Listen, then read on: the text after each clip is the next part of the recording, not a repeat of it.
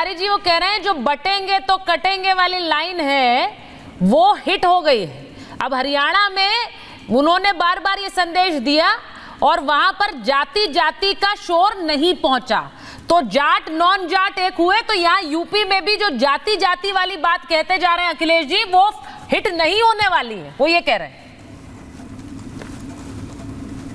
Madam एक चीज आपने देखी है ना कि बिल्ली को ख्वाब में हमेशा छीछड़े नजर आते हैं, वही हाल इनका है। इस समय एक जगह इनको छीछड़ा मिल गया तो ये समझ रहे कि हम हर जगह वही छीछड़ा मिल जाएगा, ऐसा नहीं है।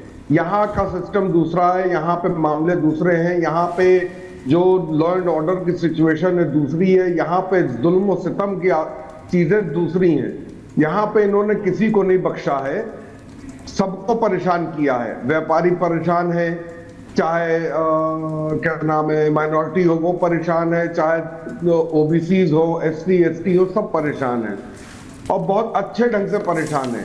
यहाँ पे आप आइए तो आपको रात में वसूली करते हुए पुलिस वाले भी मिल जाएंगे, यहाँ पे आप आइए तो रात में वसूली करते हुए आरटीओ भी मिल जाएगा। जीएसटी वाले कैसे घुस के परेशान करते हैं, कैसे क्या नाम है व्यापारी का हार्ट फेल तक हो जाता है। आप आइए, आकर एक बार देखिए, हाथ कंगन को आरसी क्या, पढ़े लिखे को फारसी क्या। सिद्धार्थ जी भी यही है, हम भी यही है, जहां तक मुझे उम्मीद है। ये कब से हो रहा है? जहां तक मुझे उम्मीद है कुछ दिनों में रिजल्ट, जहां तक मुझे उम्मीद है कुछ दिनों में रिजल्ट आएगा तो हम लोग बैठकर फिर से एक बार बात कर लेंगे। नहीं, आप ये जो बात कह रहे हैं कि कानून व्यवस्था बदहाल है और वहां वसूली हर जगह हो रही है, कब से हो रहा है? मेरा सवाल ये था।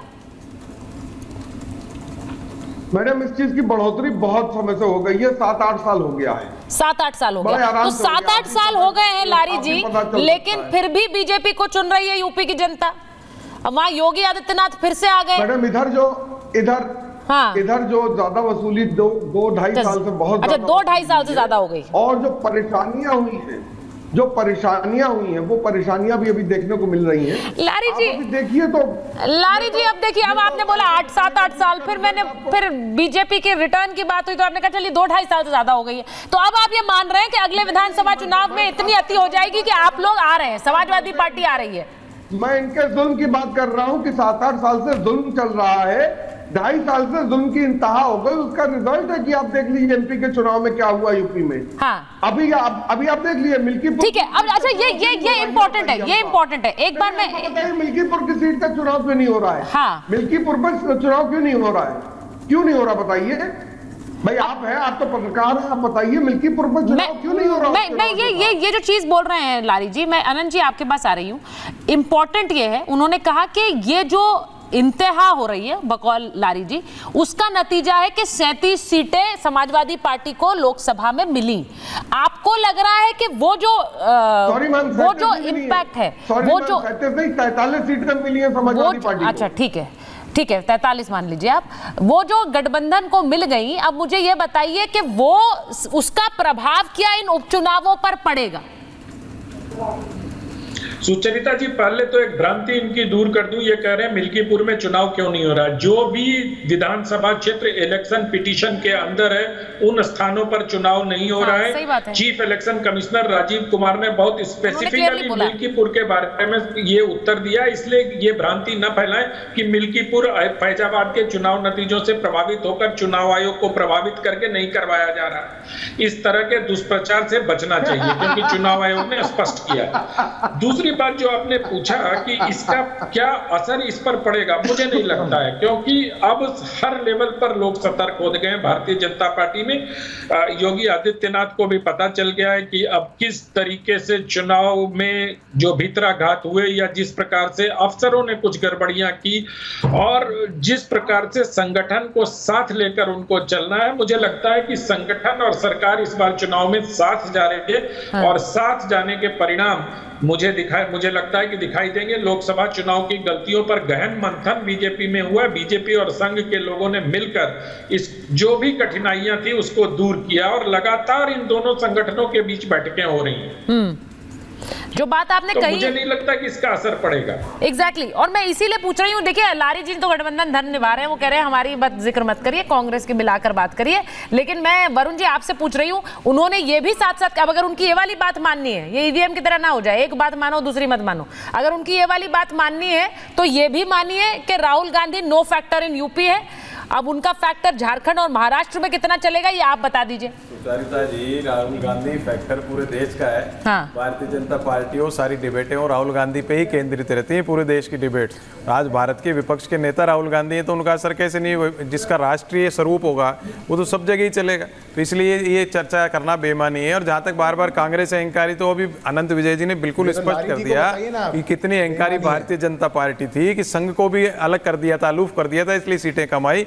मोदी की गारंटी, मेरी गारंटी, मोदी की गारंटी कहाँ चली गई? वो कह रहे हैं ये बात आप लारी जी को मैं करता है उसमें होता है, हम करता है उसमें अहंकार थोड़ी होता है। तो आज मोदी जी बोले मोदी जी गारंटी जीतेंगे वो सारे चुनाव, बोले मोदी जी, ये तो संघ वापस हो गया। अनंत विजय जी बिल्कुल सही एनालिसिस कर रहे हैं। दो फैक्टर से हरियाणा में एक तो टिकट कांग्रेस के खराब रहे, अहंकार नहीं किया, क्योंकि दूसरी पार्टी थी आम आदमी पार्टी को भी आमंत्रित किया था राहुल गांधी ने, तो अहंकार कांग्रेस में नहीं। देखिए जुड़ गया, इससे बीजेपी को फायदा हुआ। अगर वापस मोदी की गारंटी करोगे, मैं करोगे, 240 आई जैसे इनकी 40 पे पहुंचेंगे। कांग्रेस को मजबूत करने की ईवीएम कारण नहीं था सही हुई जो किशोर तिवारी जी डिसाइड करिए वरुण जी, वो टिकटिंग जो है ना, टिकटिंग अगर विपक्ष ने सही करी तो भारतीय जनता पार्टी टिकटिंग और चेहरा भी ना, आप ये बोल रहे हैं कि यूपी में राहुल गांधी चेहरा है, लारी साहब खुलकर कह रहे हैं यहाँ पर योगी राहुल गांधी फैक्टर नहीं है। नहीं, राष्ट्रीय चेहरा है, राष्ट्रीय चेहरा है, राज्यों में कोई उनकी वक्त नहीं है। नहीं, किसने कर राष्ट्रीय चेहरा है लेकिन राज्यों में कोई उन्हें पूछ नहीं रहा। राहुल गांधी की भारत जोड़ो यात्रा से पूरे देश में सबने देखा है, वक्त कैसे नहीं। अच्छा अब सुनिए मेरी बात।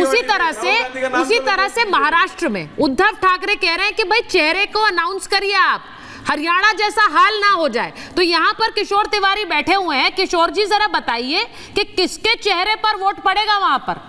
आप लोग कह रहे हैं, उद्धव ठाकरे खुद कह चुके हैं, संजय राउत कई बार कह रहे हैं कि भाई सीएम फेस अनाउंस करिए। जी मैं बताता हूं, जब राष्ट्रीय चुनाव थे तो हमने कहा विपक्ष का चेहरा राहुल गांधी रहेंगे, भारत के आने वाले प्राइम मिनिस्टर राहुल गांधी रहेंगे। उसी प्रकार उत्तर प्रदेश में अखिलेश यादव, झारखंड में हेमंत सोरेन और महाराष्ट्र में उद्धव ठाकरे, यही चेहरा रहना चाहिए। अगर ये जिले जिले के नेता मुख्यमंत्री बनने का सपना देखने लगे तो हरियाणा होने को देर नहीं लगेगी। मैं बता रहा हूं हरियाणा में क्या हुआ सुतीजा जी, ये मैं खुल के बोल रहा हूं। हाँ, एक तो परिवारवाद ज्यादा नहीं चाहिए, चमचों को ज्यादा टिकट नहीं देनी चाहिए और टिकटें बेचना नहीं। परिवारवाद ज्यादा नहीं चाहिए मतलब क्या? थोड़ा चलेगा, ज्यादा नहीं चाहिए, नमक थोड़ा सा चाहिए, ज्यादा ना हो जाए। कितना चलेगा? अरे भाई मैं बता रहा हूँ, एक मिनट, सिद्धार्थ जी तुम्हारे पार्टी में भी है ना, अभी मैं बता रहा हूँ, हर नेता चाहता है कि उसका बेटा ही बने। हाँ, वो नहीं बने तो बेटा बने, और नहीं तो अपने चमचे बने, या फिर उसके गुट के लोग बने तो सीएम बनने के लिए उसको ग्रुप मिल जाए। भाई किशोर जी, आपने जहां आप वार कर रहे हैं उसी मामले को लेकर तो एकनाथ शिंदे अलग हो गए और पार्टी बना ली उन्होंने कहा हम असली शिवसेना है, क्योंकि उन्होंने कहा परिवारवाद नहीं चाहिए। उन्होंने कहा बाला साहेब ठाकरे की असली विरासत हम हैं, हम उसे आगे लेकर जा रहे हैं। तो देखिए जब हमला वहां करेंगे तो आप पर भी होगा। एक मिनट में बता रहा हूँ सुचिता जी। हाँ, ईडी सीबीआई के भय से पैसे से सब लोग गए। हमने अगर विचारधारा छोड़ी थी तो जनता हमें नकारेगी ना। हाँ। हम सत्ता में जा रहे हैं, सत्ता के राजकारण में जा रहे हैं, चुनाव में जा रहे हैं, लोग अपने विवेक से मतदान करेंगे। लेकिन मैं लपेटा लपेटी करके नहीं बोलूंगा। महाराष्ट्र का चुनाव का नेतृत्व उद्धव ठाकरे के अंदर नहीं रहता है। हाँ। तो लोगों में मैसेज गलत जाएगा।